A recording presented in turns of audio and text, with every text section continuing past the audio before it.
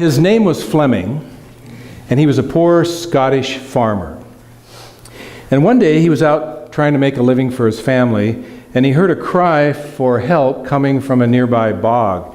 And so he dropped everything he was doing, and he ran to the bog, and there, mired in the black muck, was a terrified boy, screaming and struggling to free himself. So Farmer Fleming saved the lad from what could have been a slow and terrifying death. Now the next day, a fancy carriage pulled up in front of his humble home, and an elegantly dressed nobleman stepped out of the carriage and introduced himself as the father of the boy that Farmer Fleming had saved. Well, he said, "I want to repay you, and you saved my son's life." And Farmer Fleming said, "No, I can't accept any money for having done that." Well, at that moment, Farmer Fleming's son stepped out on the porch, and the nobleman happened to notice him, and he said, "Is that your son?" And Farmer Fleming proudly said, "Yes, that's my boy." And the nobleman said, "Well," he said, "I'll make you a deal." He said, "Let me provide him with the same level of education that I will provide for my own son, and no doubt he will grow to be a very successful person that we'll both be proud of." And he did that. And Farmer Fleming's son attended the very best schools and in time graduated from St. Mary's Hospital Medical School in London and went on to become known throughout the world as the noted Sir Alexander Fleming, the discoverer of penicillin. Years afterward, the same nobleman's son who was saved from the bog was stricken with pneumonia. What saved his life this time? Penicillin. The name of the nobleman, Lord Randolph Churchill. His son's name, Sir Winston Churchill. It is interesting, isn't it, how life shows up and how things are so connected when we look in the past and see what a divine process that often our life really is when we really begin to discover it and look at it. There are moments in our life, I think, that show up in the mundane sort of routine experiences of our life. There's moments in our life where the waters part and we are given a path to the promised land, where a moment occurs, and oftentimes, and I find myself in this situation, oftentimes we're so busy with doing our thing that we don't often see it, or we're not willing to take that first step into where the walls of the water are rising before us. We're not willing to take that first step in that moment. And yet what is happening is that there's a divine hand of transformation that is creating a path for us in our life experience. And that divine hand extends itself every moment of every day in every experience into our life, into the moments of our life, into the times of our life, into the dynamics of our life, into whatever is happening in our experience. And I find myself often, I get so absorbed in all the stuff that I'm doing, all of the things I have, the schedules, the agendas, all the things that are going on, that when that shows up, it often isn't very convenient. You know what I mean? It's like, it doesn't feel like it's good timing, when we have these transformational experiences that happen. And I think that happened biblically. There's a process that showed up. Last week I talked about Stephen, and I talked about his experience and some of the things that are the dynamics around what happened to him and how he showed up in his life experience. And what I took from that, studying that whole experience, was that Stephen was very highly skilled intellectually. That, in fact, his name means an intellectual understanding of truth. And yet he wasn't very mature spiritually.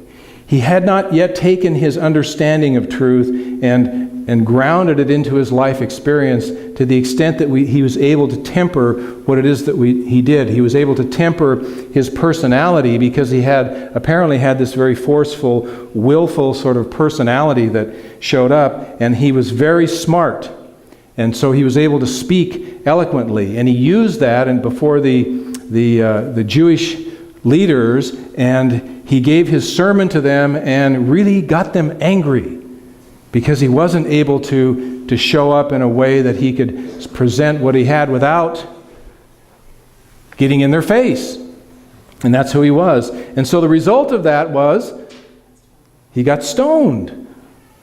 And he died. And I had this, I mentioned last week, I had this sort of picture that he showed up and he was standing before Jesus, and Jesus said, "Why did you do that?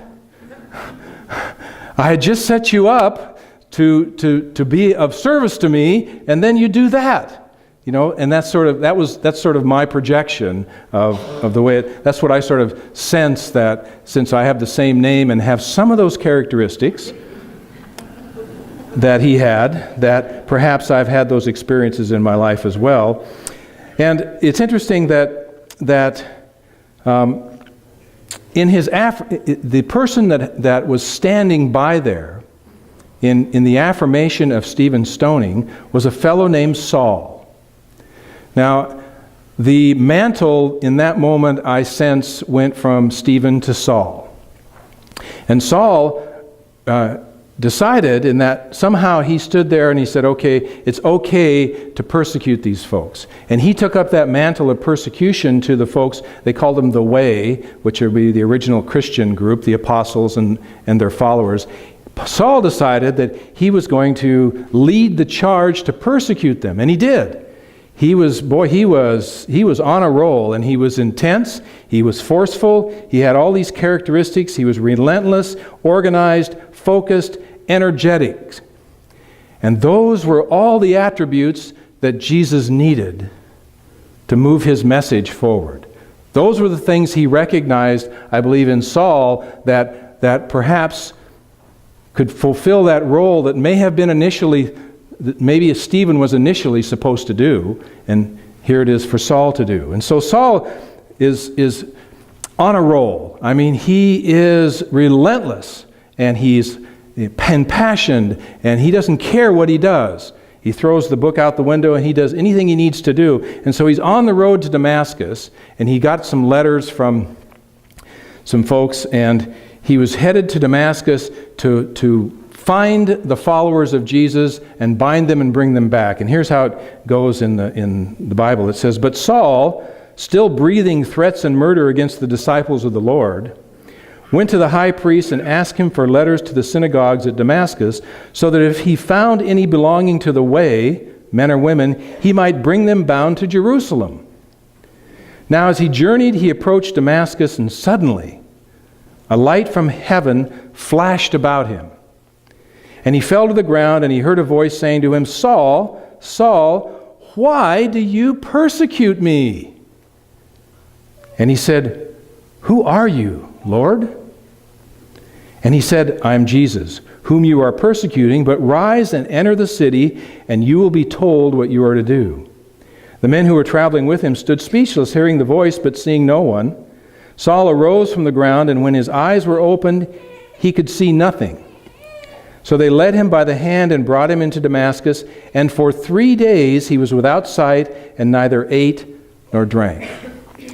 Now that was an inconvenient moment for him. He had an agenda, did he not? I mean, he was on his way to Damascus to do what he had come there to do, or at least he thought he came there to do, and all of a sudden something shows up. Now it was powerful enough that it got his attention, and it caused him to lose his sight, because really it's sort of metaphysical in the sense that he couldn't see what he was doing. And so he had to lose his sight for a moment in order to kind of refocus what it is that he was about and what he needed to do in his life. Now metaphysically,